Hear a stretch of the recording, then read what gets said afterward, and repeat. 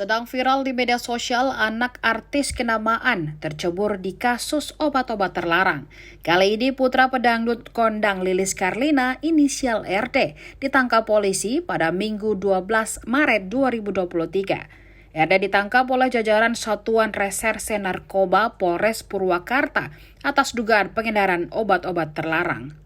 Parahnya, si anak masih duduk di bangku SMP dan baru berusia 15 tahun. Usut punya usut, RD sudah sejak lama menjadi pengedar narkoba yang diperdagangkan lewat online dan secara langsung. Berdasarkan keterangan pihak berwajib, RD meraup keuntungan hingga 700.000 per hari dari hasil jualan barang haram tersebut.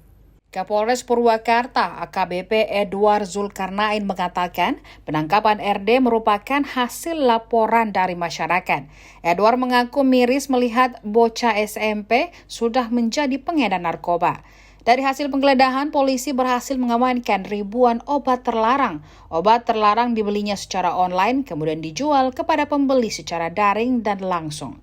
RD diduga menjual obat terlarang di wilayah Purwakarta, Subang, dan Karawang dengan sasaran para pelajar atau umum.